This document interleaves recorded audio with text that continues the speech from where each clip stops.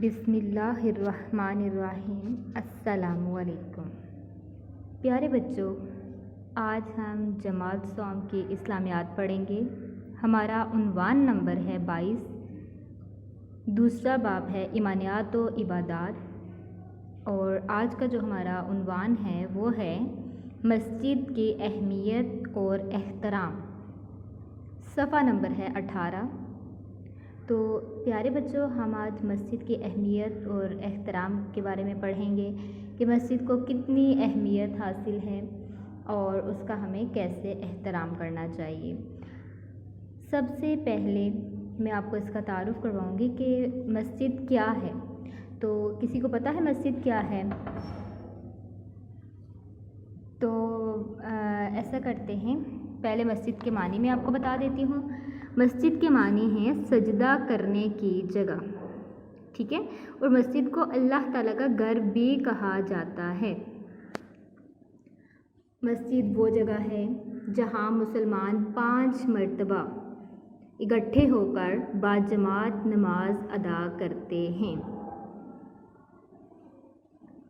क्या है मस्जिद के मानी? सजदा करने की जगह, और मस्जिद को अल्लाह ताला का घर भी कहते हैं, जहाँ पे मुसलमान इकट्ठे होकर बाजमात नमाज अदा करते हैं। अब हम पढ़ेंगे मस्जिद को क्या अहमियत हासिल है। तो बेटा जी, इस्लामी माशरे में मस्जिद को बहुत अहमियत दी गई है, क्योंकि मस्जिद जो है वो सिर्फ नमाज अदा करने की जगह ही नहीं, बल्कि ये मुसलमानों की तालीम व तरबियत भी करती है। यहाँ पे मुसलमानों की तालीम व तरबियत की जाती है। और मस्जिद जो है वो इस्लामी माशरे की दीनी, अखलाकी और रूहानी इस्लाह का बड़ा ज़रिया है। ये मुसलमानों में मोहब्बत और अखुवत का जज्बा पैदा करती है। जब मुसलमान 5 मरतबा एक इमाम के पीछे खड़े होकर नमाज पढ़ते हैं, तो एक सिफ में खड़े होने से इनमें ज़ात पात, रंग व नस्ल और अमीर व गरीब का फ़र्क ख़त्म हो जाता है।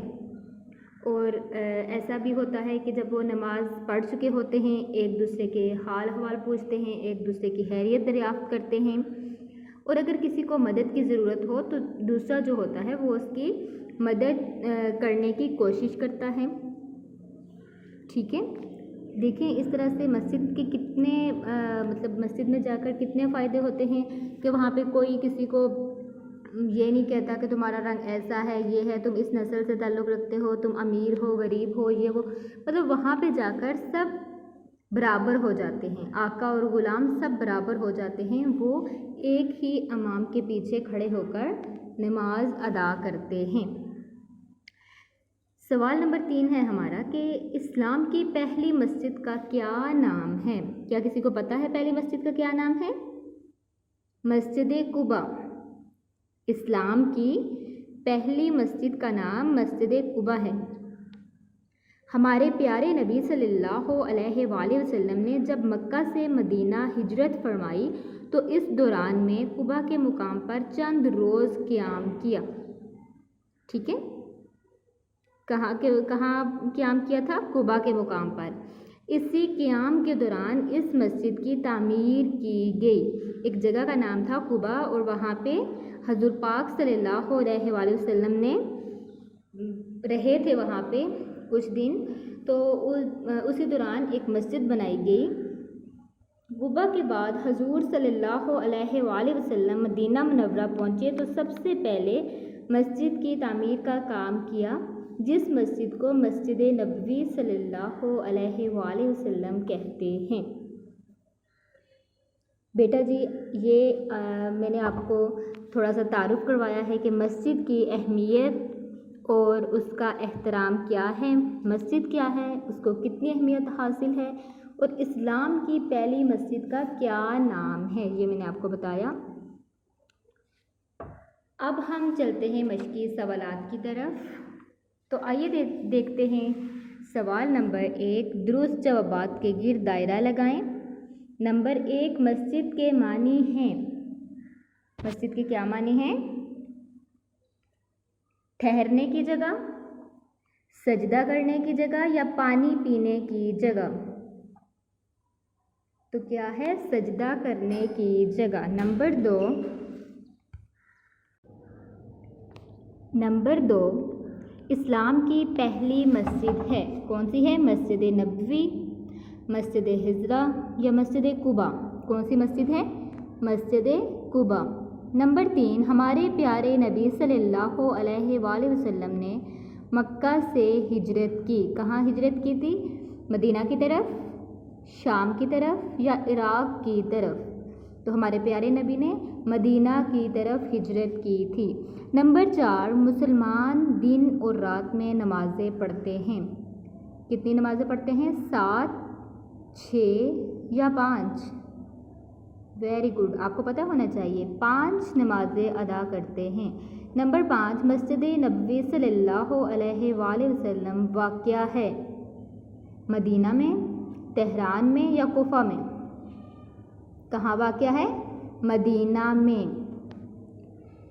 ये थे दुरुस्त जवाबात के गिर्द दायरा लगाएं। अब हम चलते हैं सवालात के जवाबात की तरफ। सवाल नंबर 1 है, मस्जिद से क्या मुराद है? तो इसका जवाब देखिए, मस्जिद से मुराद सजदा करने की जगह जहाँ मुसलमान बाजमात नमाज अदा करते हैं। ठीक है, मस्जिद से मुराद सजदा करने की जगह है जहाँ मुसलमान बाजमात नमाज अदा करते हैं। सवाल नंबर 2 है, इस्लामी माशरे में मस्जिद को क्या अहमियत हासिल है?